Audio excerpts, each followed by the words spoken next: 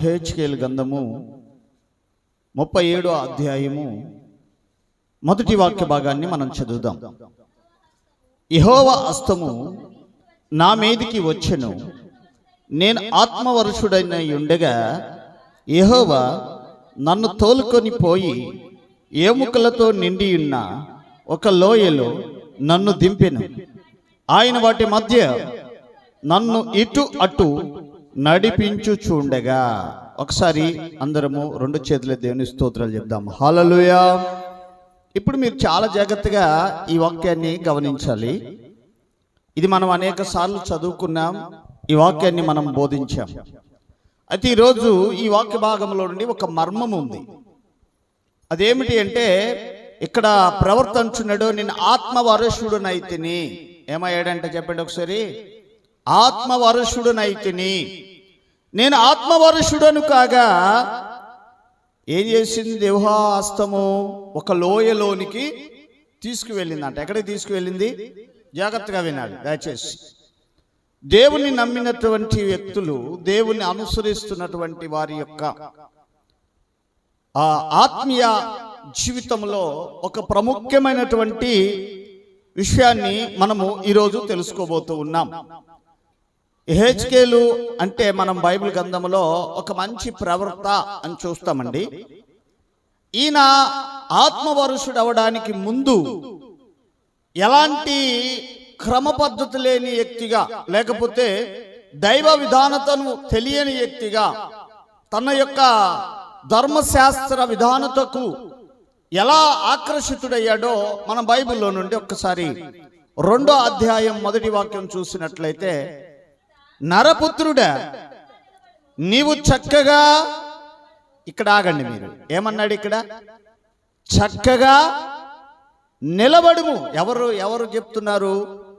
దేవుని ఆత్మ ప్రవర్తైనటువంటి హెచ్కేలుతో, అంటే దైవజనుడైనటువంటి హెచ్కేలుతో, లేకపోతే దేవుని విశ్వాసి అయినటువంటి హెచ్కేలుతో చెబుతుంది. ఏమని చెబుతుందంటే, నరపుత్రుడా, అంటే నరుడకు పుట్టినవాడా, నేను నీతో కొన్ని విషయములు మాట్లాడాలని ఇష్టపడుతూ ఉన్నా. నేను నీతో మాట్లాడాలి కాబట్టి నువ్వు చక్కగా నిలబడు. విన్నారా? చక్కగా నిలబడటం అంటే ఇక్కడ ఆయన చక్కగా నిలబడలేదని అర్థమా? గమనించండి ఒకసారి. బైబిల్కి ఒక ఆత్మీయ జీవితానికి ఉన్న సంబంధాలు ఏంటంటే క్రమం. అందుకే ఏమంటున్నాడంటే ఇక్కడ దేవుడు, నీ గురించి, నీతో ఇజ్రాయెల్ ప్రజల గురించి నేను మాట్లాడాలి. నీ ప్రజల గురించి నేను మాట్లాడాలంటే నువ్వు చక్కగా నిలబడాలి. ఇప్పుడు మనం మీకు అర్థమయ్యే విధానంగా చెప్తాను, వినండి. మన ఇంటిలో ఏదో ఒక చిన్న సమస్య వచ్చిందండి, మనం లేం. జాగ్రత్తగానండి. ఏదో గొడవ జరిగింది అనుకుందాం, మనం లేం. తర్వాత మనం వచ్చేసాం. మనం వచ్చేసిన తర్వాత వాళ్ళు చెప్పారు, మన ఇంటిలో చిన్న గొడవ జరిగింది అని. మనం ఏం చేస్తాం? ఆ గొడవ గురించి మాట్లాడుకుంటాం. అవునా కదా? చెప్పండి ఒకసారి. మాట్లాడుకోమా? ఏం జరిగింది, ఎలా జరిగింది, ఎందుకు జరిగింది అన్ని మాట్లాడుకుంటాం.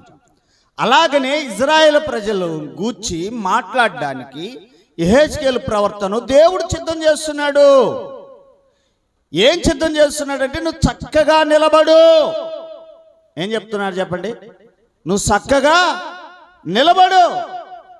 నీ ప్రజలైనటువంటి ఇశ్రాయేలీలు ఎలాంటి స్థితిలో ఉన్నారో, ఎలా ఉన్నారో, వాళ్ళ లోపాలేమిటో నేను నీతో చెప్పబోతున్నా అన్నాడు. అవసరమా? నాకెందుకయ్యా వాళ్ళ గురించి నువ్వు చెప్తావు?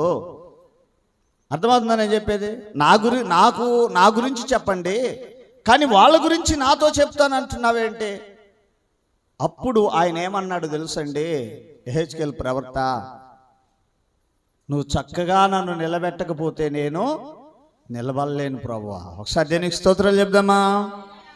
వెంటనే ఎప్పుడైతే ఆయన ప్రశ్న అడిగాడో, దేవుని ఆత్మ ఆయనలోనికి వచ్చెను, దేవుని ఆత్మ ఆయనను నిలబెట్టెను. ఎప్పుడైతే యెహెజ్కేలు ప్రవర్త ఆత్మవరుషుడు అవడానికి దేవునికి ఉన్నటువంటి ఆత్మీయ జీవితంలో అంటే క్రమంలోనికి వచ్చేసాడో, బైబిల్ గ్రంథంలోనికి వచ్చేసాడో, బైబిల్ కట్టుబాటులోనికి వచ్చేసాడో, లోకంలో ఉన్నవన్నీ తీసేసాడండి. అర్థమైందా? మనము ఆత్మీయతలో ఎదగాలంటే లోకములో ఉన్న వాటిని మనము కొన్నిటిని విడిచిపెట్టాలి. వాటిని విడిచిపెట్టకపోతే ఆత్మీయతలో ఎదిగే అవకాశం లేదు. కాబట్టి ఆ లోపాలు మనల్ని భేదిస్తూ ఉంటే, మనల్ని గందరగోళం చేస్తూ ఉంటే, మన కుటుంబాన్ని వేలుబడి చేస్తూ ఉంటే, ఆత్మీయత జీవితం మనము ఎదుగుదలలో ఎక్కడా పరిపూర్ణత పొందలేం. కాబట్టే ఇక్కడ హెచ్కేల్ జీవితంలో కూడా దేవుడు చెప్పిన మొట్టమొదటి మాట ఏంటంటే, నువ్వు చక్కగా నిలబడు, నీతో నేను మాట్లాడాలి. ఇప్పుడు మనము 3వ అధ్యాయం 2వ వాక్యంలోకి వచ్చినట్లయితే ఆయన నిలబట్టంలో ఎంత స్టాండర్డ్ పునాదిని వేసుకున్నాడో ఇక్కడ మనకు కనిపిస్తుందండి. చూడండి, హెచ్కేల్ గ్రంథం 3వ అధ్యాయం 2వ వాక్యం చదవండి ఒకసారి. నేను నోరు తెరవగా ఆయన గ్రంథము నాకు తినిపించెను. నరపుత్రుడా, నేనిచ్చుచున్న ఈ గ్రంథమును నీవు ఆహారముగా తీసుకొనుము, దానితో నీ కడుపు నింపుకొనుము అని నాకు సెలవీయగా, నేను దానిని భక్షించిన అంటే అర్థం ఏంటంటే నేను తింటిని, అది నా నోటికి తేనెవలే మాధురముగా ఉండెను. ఒకసారి దేవునికి స్తోత్రాలు చెప్దామా? 2 చేతుల దేవునికి స్తోత్రాలు చెప్దామా? ఎంత చక్కని మాట మీకు తెలుసండి ఇదే. దేవుని వాక్యమును ఆహారముగా చేసుకుంటుని. విన్నారా? మీరు ఒకసారి దేవుని యొక్క వాక్య భాగంలోకి వచ్చి యోహాను సువార్త 4వ అధ్యాయం 34వ వాక్యంలోకి వెళ్తే అక్కడ యేసు ప్రభు కూడా ఇదే మాట్లాడతాడు. యేసు వారిని చూచి, నన్ను పంపిన వాని చిత్తము నెరవేర్చుటయు ఆయన పని తుదముట్టించుటయు ఇదే నాకు ఆహారమయ్యి ఉన్నది. ఒకసారి దేనికి స్తోత్రాలు చెప్దామా? అక్కడ యేసు ప్రభు ఏమన్నాడు తెలుసా? ఇదే నాకు ఆహారమై ఉన్నది. ఆయన పని తుదముట్టించుటయు, ఆయన ఇచ్చిన సంకల్పం, ఆయన ఇచ్చిన మాట, ఆయన ఆజ్ఞకు కట్టుబడి లోబడుటయు, ఆయనతో కలిసి జీవించడం, ఇదే నా జీవితం. ఇక్కడ హెచ్కేల్ కూడా ఏమైపోయాడంటే ఆత్మవరుషుడవడానికి ముందు ఆయన ఆహారమును వాక్యాన్ని ఆహారముగా తీసుకున్నాడు. ఆహారం అంటే మీరు తినే ఆహారం తెలుసండి మీకు. బైబిల్ ఆహారం, బైబిల్ యొక్క ఆహారము నీ ఆత్మకు శక్తిని చేకూరుస్తుంది, నీ శరీరమునకు ఆరోగ్యం ఇస్తుంది, నీ కుటుంబాన్ని సమాధానంగా కడుతుంది, నీ కుటుంబంలోనికి వచ్చిన గందరగోళము నుండి, అపాయముల నుండి, ఆటంకముల నుండి, సమస్యల నుండి విడిపిస్తుంది. ఈ ఆహారము పుచ్చుకున్న వారు బైబిల్ గ్రంథములో చాలా గొప్పవారు అయ్యారు. బైబిల్ గ్రంథములో చాలా గొప్ప స్థాయిలోనే ఉన్నారు. అయితే ఇప్పుడు హెచ్కేల్ కూడా దైవ కట్టుబాటుకు లోబడ్డాడు, క్రమంగా నిలబడ్డాడు, అన్నీ అమర్చుకున్నాడు, బైబిల్ చట్టంలోనికి వచ్చాడు, తన క్రమశిక్షణ కట్టుబాటును అనుసరిస్తున్నాడు. అయితే తన కుటుంబంలో కూడా ఒక సమస్య వచ్చేసిందండి. ఒకసారి దేని స్తోత్రాలు చెప్దామా? గట్టిగా దేని స్తోత్రాలు చెప్దామా? మనం కూడా బైబిల్లోకి వచ్చిన తర్వాత ఇవన్నీ వస్తాయండి, అవన్నీ సాధ్యమే. అవన్నీ చెప్పుకుంటూ వెళ్తూ ఉంటే మనం దేవుని చిత్తాన్ని నెరవేర్చలేం. దేవుడిచ్చిన మాటకు, దేవుడిచ్చిన ఆజ్ఞకు, దేవుడిచ్చిన పనిని మనము తొదముట్టించలేం. కాబట్టే ఆయనకి కూడా ఒక సమస్య వచ్చేసింది. ఆ సమస్య మీకు ఎక్కడ కనిపిస్తుంది? హెచ్కేల్ గ్రంథము 24వ అధ్యాయము 16వ వాక్యంలో కనిపిస్తుంది. అప్పుడు దేవుడు ప్రత్యక్షమయ్యాడు, ఆయనతో మాట్లాడుతున్నాడు. నరపుత్రుడా, ఈరోజు నీకొక దుఃఖకరమైన విషయం తీసుకొచ్చా. అదేంటంటే నీ కంటిలో నీళ్లు రాకూడదు, నీ హృదయంలో దుఃఖం ఉండకూడదు, నీ కనులకు ఇంపైనది ఒక దెబ్బతో కొట్టివేస్తున్నా అన్నాడండి. విన్నారా? నీ కనులకు ఇంపైనది. ఏమైంది? నీ కనులకు ఇంపైంది. ఇప్పుడు పురుషుడి కనులకు అంటే ఇంపైంది ఎవరు? భార్యే కదా.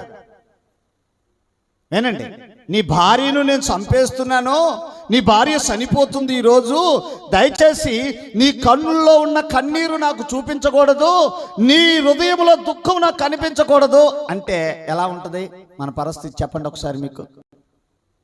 ఇదేంటి ప్రభువా, నేను నిన్ను నమ్ముకుంటే మనం కనీసము లోక సంబంధమైనవి ఇకపోతేనే మనం దేవునికి దూరం అయిపోయేవాళ్ళు ఈ రోజుల్లో. అవునా? దేవునికి మేము ఇన్ని చేతనము అన్ని చేసినము మాకేమీ లేదే దేవుడు అంటాం. కానీ ఈయనతో దేవుడు ఏమన్నాడు తెలుసా? నీ కనులకు ఇంపైన దాన్ని ఒక్క దెబ్బతో తీసివేస్తున్నా నీ యొద్ద నుండి. కాబట్టి ఇక నుంచి ఇప్పుడే నీ కన్నుల్లో నీళ్లు గాని నీ హృదయంలో దుఃఖము గాని అయితే ఏం చేయాలి ప్రభువా నేను అన్నాడు. నువ్వు నా ధర్మశాస్త్ర గ్రంథాన్ని తీసుకొని వెళ్ళి ఇశ్రాయేలీయులకు ప్రకటించిరా అన్నాడు. ఒకసారి దేనికి స్తోత్రాలు చెప్దామా? ఈ వార్త ఎవరైనా చేస్తారండి? అన్నీ అనుకూలంగా ఉంటేనే మందిరానికి రావడం అంతంత మాత్రం. అవునా? అన్నీ అనుకూలంగా ఉంటేనే, మనకు లోకంలో ఏది పని లేకపోతే వస్తాం. అవునా కదా? కానీ ఇక్కడ ఈయన అంటున్నాడు, నీ భార్యని చంపేస్తున్నాను, కావసరమైతే నువ్వు తర్వాత నా మాట అయిపోయిన తర్వాత, నేను ఇచ్చిన టైం అయిపోయిన తర్వాత వచ్చి నీ భార్య నువ్వు భూస్థాపన చేసుకో. కానీ నీకు నేను ఇప్పుడు ఏం చెప్తున్నానంటే, ధర్మశాస్త్ర గ్రంథాన్ని పట్టుకొని నువ్వు ఇశ్రాయేలు ప్రజలకు బోధించడానికి వెళ్ళు అన్నాడు. ఎంత దుఃఖకరమైన విషయం ఒక్కసారి ఆలోచించండి మీరు. ఇదే పరిస్థితుల్లో మనం ఉంటే మన ఆత్మీయతను ఇక్కడి నుంచి నీకు నాకు సంబంధం లేదు పో అని విడిచిపెట్టేస్తాం దేవుణ్ణి. ప్రిల్లరా, ఒక్కసారి మీరు ఆలోచించండి, ఈ విషయాన్ని ఒక్కసారి గమనించండి. ఇంకా ఆయన వెళ్ళాడు, నేనే పరిస్థితుల్లో ఉండి మీకు ప్రకటించడానికి వచ్చానో తెలుసా? ఇప్పుడు నాకున్న పరిస్థితి ఏంటి తెలుసా? ఇంటి దగ్గర నా భార్య చనిపోయింది. నా దేవుడు ఏడవద్దన్నాడు, దుఃఖపడొద్దన్నాడు, వెళ్ళి ఇశ్రాయేలీయులకు ప్రకటించమన్నాడు. అందుకని నా భార్య యొక్క మృతదేహం ఇదిగో నా ఇంటి ముందు ఉంటే నేను మిమ్మల్ని ప్రకటించడానికి వచ్చా అని చెప్పాడండి. ఒకసారి దేనికి స్తోత్రాలు చెప్దామా? గట్టిగా దేనికి స్తోత్రాలు చెప్దామా? దేవుడు అంటే అంత ఫుల్ పవర్, కరెంటు కంటే పవర్ అండి. కరెంటు పట్టుకున్నా ఒకవేళ మధ్యలో ఏదన్నా అటు ఇటు తప్పించుకొని బ్రతకొచ్చేమో, కానీ దేవుని ముట్టుకున్న తర్వాత సరైనటువంటి స్థితిని నువ్వు అనుభవించకపోతే చాలా ప్రమాదంలో పడే అవకాశాలు ఉన్నాయి, చాలా నష్టపోయే అవకాశాలు ఉన్నాయి, చివరికి కుటుంబాన్ని పతనం అయిపోయేటటువంటి అవకాశాలు ఉన్నాయి. బైబిల్ గ్రంథంలో చాలా మంది దేవుణ్ణి ముట్టుకొని దగ్గర సరైనటువంటి స్థితి లేక వారి యొక్క వంశావళిని నాశనం చేసుకున్న వాళ్ళు ఉన్నారు బైబిల్ గ్రంథంలో. అంత ఫుల్ పవర్ దేవుడు. ఆయనతో సమాధానంగా ఉంటే, ఆయనతో మంచిగా ఉంటే, ఆయన మాట వింటే ఈ లోకంలో నువ్వేది పోగొట్టుకున్నా వాటికి రెట్టింపు నీకు ఇస్తాడు మళ్ళీ, వాటికి అంతకంటే గొప్ప స్థాయి నీకు ఇస్తాడు మళ్ళీ. కానీ నువ్వు ఎప్పుడైతే ఆయనను నమ్మి కూడా ఆయన మార్గానికి వస్తూ కూడా ఆయనకు లోబడకుండా ప్రవర్తిస్తూ ఉంటావో అప్పుడే ప్రమాదాన్ని కొని తెచ్చుకునేటటువంటి అవకాశం ఉంటుంది. తెలుసా మీకు? సమూయేలు ఉన్నాడు, న్యాయాధిపతిగా ఉన్న కాలంలో రాజైన సౌలు మొట్టమొదటి రాజండి ఆయన. అన్ని నేను ధర్మశాస్త్రం ప్రకారమే బైబిల్ ప్రకారమే చేస్తున్నాను కదా అన్నాడు. అప్పుడు సమూయేలు ఏమన్నాడు తెలుసంటే, ఇవన్నీ చేయడం కంటే యెహోవా మాట వినడమే శ్రేష్టమురా బాబు. నువ్వు అన్ని చేస్తున్నావు కానీ మాట వినట్లేదు, ఆయన మాట వినట్లేదు, ఆయన ఏం చెప్తున్నాడో దాన్ని నువ్వు వినట్లేదు. అందుకే దేవుడు ఏం చెప్పాడంటే, నీ పొరుగువాడైనటువంటి నీ పగవానికి మరొకనికి ఈ పాత్ర ఇచ్చేసి నిన్ను ఈ రాజు యొక్క యవతి నుండి, ఈ రాజు యొక్క కుర్చీ నుండి నిన్ను తీసివేయాలనుకున్నాడు దేవుడు. అర్థం చేసుకోండి ఒకసారి దయచేసి. దేవుడికి ఏమి, మన ఇంట్లో కూడా మన తండ్రి చెప్పిన మాట మనం వింటే చాలా సంతోషపడతాడు. నా కుమారుడు అబ్బా చక్కగా నా మాట విన్నాడు, నా మాట మీరు పోయేవాడు కాదు. కొంతమంది తల్లిదండ్రులు చెబుతూ ఉంటారు, మా పిల్లలు చాలా జాగ్రత్తగా పెంచామన్నా మేము, మా పిల్లలు అసలు మా మాట మీరు పోనే పోరు. అలాగే దేవుడు కూడా మెచ్చుకుంటాడు.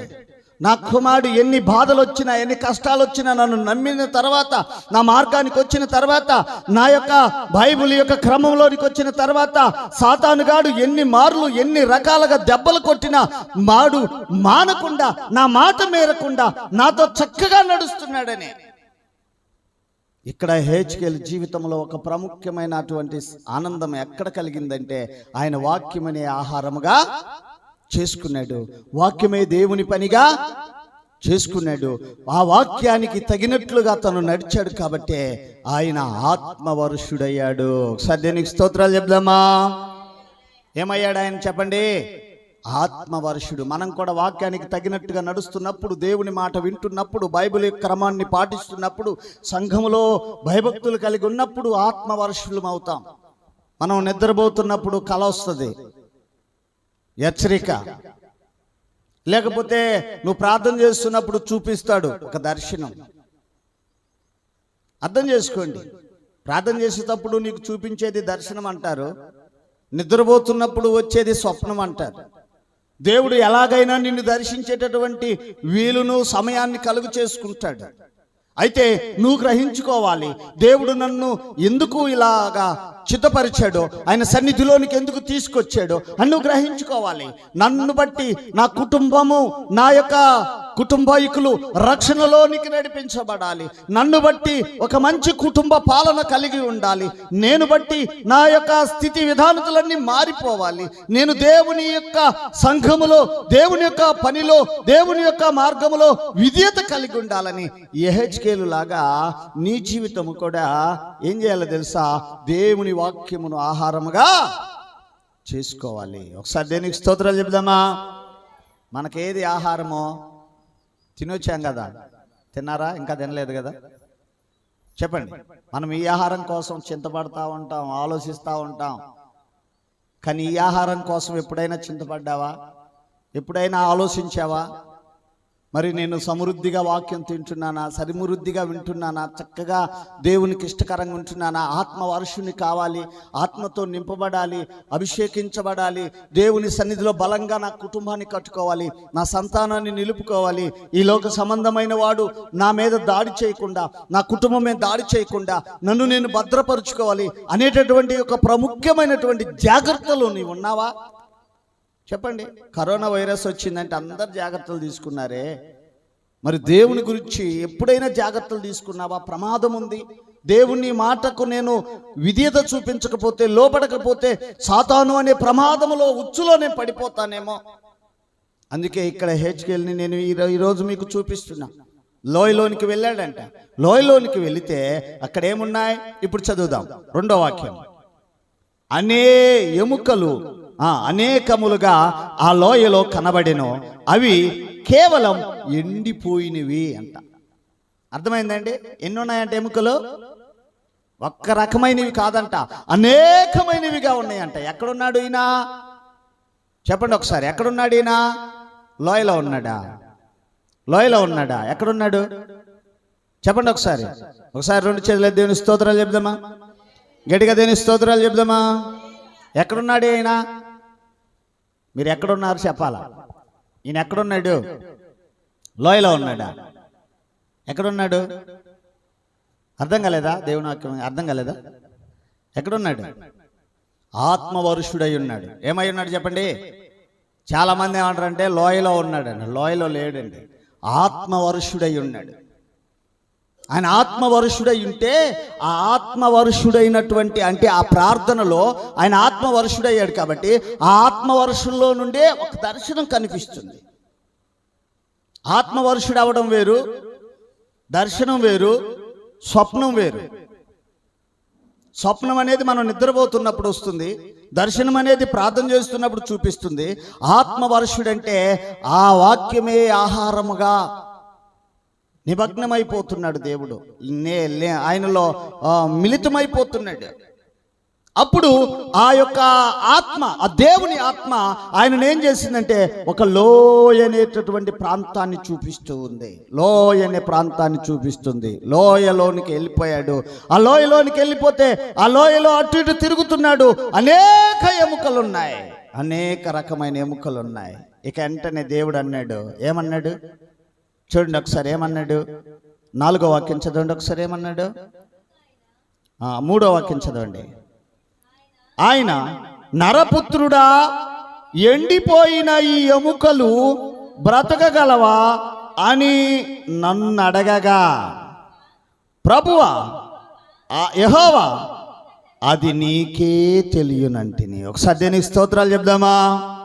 ఆ ఆత్మవరుషుడయ్యి ఆ దర్శనంలో దేవుడు అడుగుతున్నాడు. ఆయన ఏమడుగుతున్నాడంటే, అయ్యా, ఈ ఎండిపోయిన ఎముకలు నువ్వు చూస్తున్నావు కదా, ఈ లోయాన్ని నువ్వు చూస్తున్నావు కదా, ఈ ఎండిపోయిన ఎముకలు మళ్ళీ బ్రతకగలవా అన్నాడు. ఏమన్నాడు? సమాధానం ఇచ్చాడు ఆయన మళ్ళీ, అది నీకే, చెప్పండి ఒకసారి, అది నీకే తెలియను. మాకేం తెలుసు ప్రభువా, నువ్వు నిలబెడితే నిలబడ్డాను, నువ్వు మాట్లాడమంటే మాట్లాడుతున్నాను, నాకేం తెలుసు? నీ ఆలోచనలు నాకు తెలియవు కదా, నీ ఉద్దేశాలు నాకు తెలియవు కదా, ఎప్పుడేం జరుగుతుందో నాకు తెలియదు కదా, కాబట్టి నాకేం తెలుసయ్యా అన్నాడు. ప్రియులరా, వెంటనే దేవుడు ఏమన్నాడంటే, చూడండి ఒకసారి మనము జ్ఞాపకం చేసుకుందాం. చూడండి ఇప్పుడు 4వ వాక్యం. అందుకు ఆయన పవచనమెత్తి ఎండిపోయిన ఈ ఎముకలతో ఇట్లనుము. ఆగక్కడ ఎవరిని అనమంటున్నాడు? దేవుడు అనొచ్చు కదా డైరెక్టర్గా. ఏమని చెప్పండి ఒకసారి. ఎముకలారా బ్రతకండి అనొచ్చు కదా, దేవుడే అనొచ్చు కదా. కానీ ఎవరిని అనమంటున్నాడు? చెప్పండి, ఎవరిని అనమంటున్నాడు? హెచ్కేల్ని అనమంటున్నాడు. ఎండిపోయిన ఎముకలారా మీరు బ్రతకండి, యెహోవా మాట ఆలకించండి. ఈ ఎముకలకు ప్రభువైన యెహోవా సెలవిచ్చినదేమనగా, మీరు బ్రతుకున్నట్లు నేను మీలోనికి జీవాత్మను రప్పిస్తాను. ఇంకా అక్కడ ఆగండి. ఏమన్నాడు ఇక్కడ? మీకు బాగా అర్థమైందా? దయచేసి అర్థం చేసుకోండి. ఇక్కడ ఏమన్నాడంటే, చాలా జాగ్రత్తగా మీరు గమనించండి. యెహోవా మాట మీరు ఆలకించండి. యెహోవా మాట మీరు ఆలకించండి. ఎముకలు ఆలకిస్తాయా? ఎముకలకు చెవులు ఉంటాయా? ఎముకలకు ఏముంటుంది చెప్పండి? ఎముకల చుట్టూరు మాంసం ఉంటుంది, రక్తం ఉంటుంది, అంతేగాని చెవులు ఉండవు కదా. ఆలకించమంటున్నాడేంటి? అర్థమైందా మీకేమన్నా? ఏం చెప్పాడు? ఎముకలారా యెహోవా మాట మీరు ఆలకించండి. యెహోవా మీలో జీవాత్మను పంపించి మిమ్మల్ని జీవము గలవారిగా చేయాలనుకుంటున్నాడు. కాబట్టి యెహోవా మాట మీరు విని ఆయన కట్టడలోనికి వచ్చి, ఆయన పరిధిలోనికి వచ్చి, ఆయన బైబిల్ చట్టాన్ని అనుసరించి ఆయన ఆజ్ఞలు కానీ మీరు పాటించగలిగితే మీరు ఎండిపోయిన ఎముకల్లాగా లేకుండా జీవము గలవారుగా మీరు బ్రతకగలగరు. ఒకసారి దీనికి స్తోత్రాలు చెప్దామా? ఇదంతా ఒక ప్లాన్ ప్రకారం జరుగుతుందండి. ఈ వాక్యంలో మీకు బాగా అర్థం కావాలని చెప్తున్నా. ఏంటి ప్లాన్ అంటే, ఇక్కడేమో ఆయన ప్రార్థన చేస్తున్నాడు, అక్కడేమో ఆయన పైన ఉన్నాడు. పైన ఆయన ఈ కింద ఉన్న ఆయనకి మధ్యలో దేవుని దూతలు ఉన్నారు. ఈ ప్రార్థన చేస్తున్న ఆయన ఆత్మవర్షుడైపోయాడు, ఒక దర్శనాన్ని చూస్తున్నాడు. ఆ పైన ఉన్న ఆయన ఆలోచనలన్నీ ఈయనలో మిళితమై ఉన్నాయి. అర్థమైందా? ఇప్పుడు నేను మీకు బాగా అర్థం కావడానికి ఈ మాట చెప్తున్నా, వినండి. ఇప్పుడు మీ తల్లిదండ్రులు మీ గురించి ఏం ఆలోచిస్తారు? నా పిల్లలు బాగుండాలి, నా పిల్లలు మంచి ప్రయోజకులు కావాలి, నా పిల్లలు మంచి చదువు, మంచి విద్య, మంచి స్థితి కలిగి ఉండాలి. ఇదే కదా ఆలోచిస్తారు? చెప్పండి, ఇదే కదా ఆలోచిస్తారు? అలాగే దేవుని నామములో ప్రార్థన చేస్తున్నటువంటి వారిని గూర్చి తండ్రి అయిన దేవుడు ఆయన తండ్రి పాత్రలో ఉన్నాడు. కాబట్టి మనము కుమారుల పాత్రలో ఉన్నాం. కాబట్టి మనం చేస్తున్న ప్రార్థనను బట్టి ఆయన ఒక ఆలోచన కలిగి ఉన్నాడు. ఏంటి ఆ ఆలోచన? అర్థం కాలేదా? ఏంటి ఆలోచన? నువ్వు ప్రార్థన చేస్తున్నావు, ఎందుకు చేస్తున్నావు ప్రార్థన? చాలా మందికి తెలియదండి. ఏదో వారకానికి కుటుంబంలో ప్రార్థన చేస్తాం, ఏదో చేయాలి కాబట్టి ఆదివారం ప్రార్థన చేస్తాం, ఏదో వాక్యం చదవాలి కాబట్టి చదువు. అలా ఉంటే నువ్వు ఒక పరిపూర్ణ నెరవేర్పు జరిపించలేవు. నీ కుటుంబంని ఒక స్థితిలోనికి తీసుకుపోలేవు, నీ సంతానాన్ని ఒక స్థితిలోనికి తీసుకుపోలేవు. నీకు ఇచ్చినటువంటి మాట, నీ తండ్రి అయిన దేవుని యొక్క ఉద్దేశం నువ్వు నెరవేర్చే అవకాశాలు లేవు. కానీ ఇక్కడ నువ్వు నెరవేర్చాలి అంటే, ఇక్కడ నీవెలా నీ తండ్రి అయిన దేవుని యందు ఉద్దేశం కలిగి ఉన్నావో, దేవుడు కూడా కుమారుడిగా కుమార్తెగా అంగీకరించబడినటువంటి నీ యందు ఒక ఉద్దేశం కలిగి ఉన్నాడని నువ్వు తెలియాలి. కానీ నువ్వు అది తెలుసుకోవాలంటే ఇక్కడ ఏం చేయాలి? మొట్టమొదట క్రమం కలిగి ఉండాలి.